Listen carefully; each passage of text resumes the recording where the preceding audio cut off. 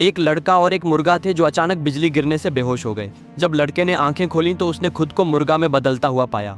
ये देख वो डर के मारे जमीन से उछल पड़ा। जैसे ही उसने पीछे मुड़कर देखा तो उसने खुद को जमीन पर दाना चुगते हुए पाया, बिल्कुल एक मुर्गे की तरह। वो घबराहट में आ गया। तभी अचानक एक भालू आया और उसे एक बर्तन से मारकर फिर से बेहोश कर दिया। जब लड़का दोबारा होश में आया तो खुद को उबलते हुए बर्तन के अंदर पाया। डर के मारे वो उछलकर बाहर आया और जमीन पर एक ड्राइंग बनाई जिसमें उसने खुद को और भालू को साथ दिखाया, अपनी पहचान साबित करने के लिए। लेकिन अगले ही पल भालू ने फिर से उसे मारकर बर्तन में फेंक दिया। फिर से लड़का बाहर आया। इस बार उसने अपने पुराने कपड़े पहनकर वही डांस किया जो उसने पहले भालू के साथ किया था, ताकि उसे पहचान सके।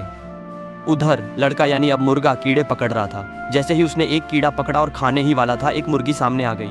मुर्गी को देखकर वो आकर्षित हो गया और उसने पकड़ा हुआ कीड़ा उसे दे दिया और उसे गले लगाने की कोशिश की, लेकिन मुर्गी डर गई और भाग गई। मुर्गी के पीछे दौड़ते वक्त उसने ऊपर मुर्गा को डांस करते देखा और वो पूरी तरह प्रभावित हो गई। अगले ही पल दोनों मुर्गे मुर्गियां फिर से बर्तन में पहुंच गए और मुर्गी लगातार मुर्गा पर प्यार जताने लगी। तभी लड़के को समझ में आया कि बिजली गिरने के बाद उसकी और मुर्गा की शरीर अदला बदली हो गई है। फिर उसने मुर्गी की मदद से मुर्गा को वापस उसी जगह लाया जहां बिजली गिरी थी। भालू जब मशरूम लेकर वापस आया तो उसने देखा कि लड़का जो अब मुर्गा के शरीर में था, असली मुर्गा को उठाकर पहाड़ी किनारे पर खड़ा है। भालू को लगा कि मुर्गा लड़के को पहाड़ी किनारे से गिराने वाला है, तो वो उसे बचाने दौड़ा।